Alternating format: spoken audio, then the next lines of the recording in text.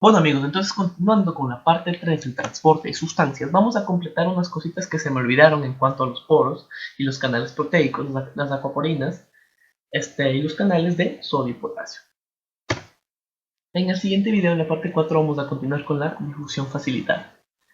Se sabe que los poros y los canales, ¿sí?, son túbulos entre los líquidos extracelular e intracelular. Los canales, obviamente, y los poros están compuestos entre las proteínas, las cuales mantienen abiertos a estos canales. ¿Sí? El diámetro que haya entre los poros y la carga que estos posean van a ser los que determinen la selectividad entre las moléculas que necesiten pasar de exterior a interior. ¿Sí? En cuanto a las acuaporinas, que aquí tenemos una acuaporina, existen en sí 13 tipos diferentes de acuaporinas, por decirlo así, ¿ok? Las acuaporinas en sí son un embudo, que eso se me olvidó decir, son un embudo que hacen que las moléculas de agua pasen en una sola fila, ¿sí? Que pasen una por una, evitando que pasen otros iones hidratados, ¿sí? Hasta ahí. Entonces, en cuanto a los canales, van a existir algunas diferencias, como tenemos los canales permeables, los canales por voltaje y los canales por ligando. Tres tipos de canales. Los canales permeables son los que son selectivos a las sustancias liposolubles, como ya expliqué antes, y los canales por voltaje y los canales por ligando son, por decirlo así, los canales de activación. ¿Por qué? Porque los canales por voltaje van a necesitar una señal eléctrica que les permita abrir sus compuertas. Los canales por ligando van a necesitar una sustancia química para abrir sus puertas, como la acetilcolina, como el canal de la acetilcolina. La permeabilidad selectiva.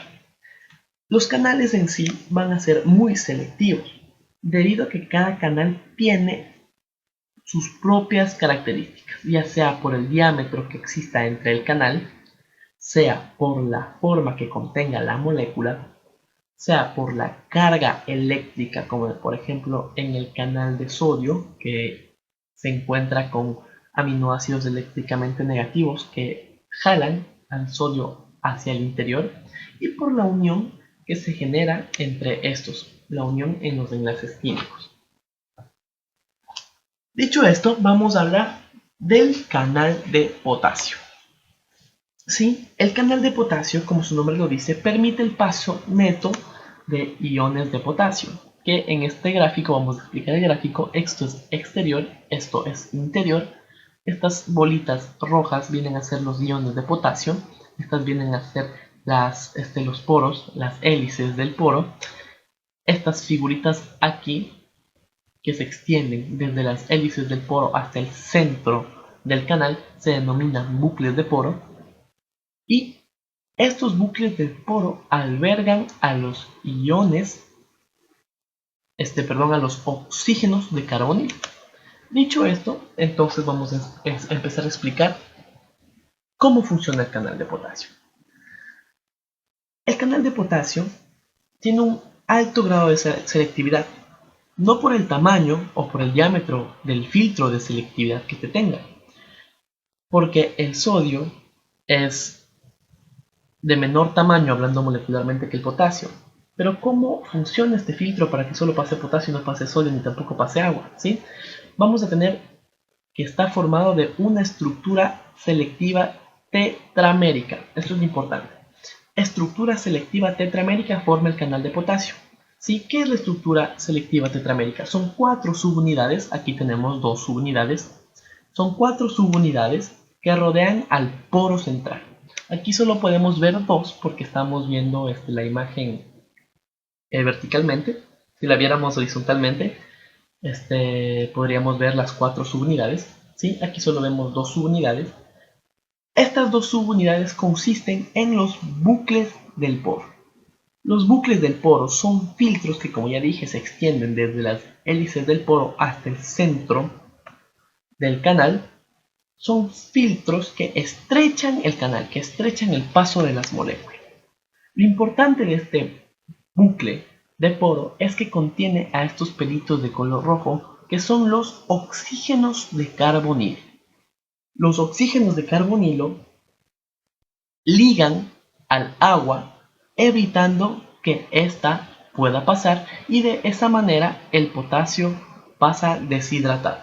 Entonces el filtro de selectividad, que es este de aquí conformado por los núcleos de poro, excluye al sodio y los oxígenos de carbonilo excluyen al agua. Vamos a hablar del canal de sodio. El canal de sodio tiene en su superficie aminoácidos intensamente negativos, ¿sí?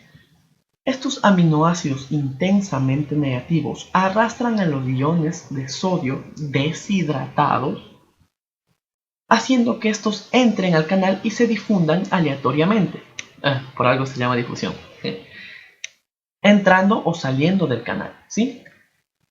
Estos canales proteicos se van a ver activados, como ya dije, sea por voltaje o por ligando, ¿sí? En sí, la activación de los canales son un medio de control de la permeabilidad molecular e iónica, ¿sí? Entonces, tenemos dos tipos de activación en los canales, por voltaje y por ligando, que si recordamos, el voltaje es la electricidad y el ligando es la sustancia química. ¿Cómo funciona esto? Vamos a hablar de la activación de los canales por voltaje. Las proteínas se van a encontrar cerradas, ¿sí? Vamos a encontrar una compuerta la cual va a mantenerse cerrada, ¿sí? Cuando una carga negativa, vamos a comenzar a explicar un ejemplo, cuando una carga negativa intensa se encuentra hacia el interior de la célula, hacia el interior de la membrana, las puertas del canal de sodio se mantienen cerradas. Cuando la carga negativa se pierde, la compuerta se abre súbitamente y esto hace que el sodio ingrese de manera abrupta. Ese es el mecanismo básico para generar el potencial de acción. Entonces, repito, cuando hay una carga negativa intensa al interior de la célula, las puertas del canal de sodio se mantienen cerradas. Cuando esta carga negativa se pierde, las puertas de la proteína del canal de sodio se abren y entra el sodio súbitamente. Este es el mecanismo básico para generar el potencial de acción que es responsable de las señales nerviosas. En cambio, aquí en la imagen de abajo, en el canal de potasio, la puerta se abre. Aquí tenemos la compuerta del potasio que se encuentra al interior. La compuerta se abre cuando, obviamente, se perdió la carga negativa intensa, o sea, la membrana adquirió su carga positiva, y eso hace que el potasio salga. La entrada de sodio inicia el potencial de acción y la salida de potasio finaliza el potencial de acción, ¿sí?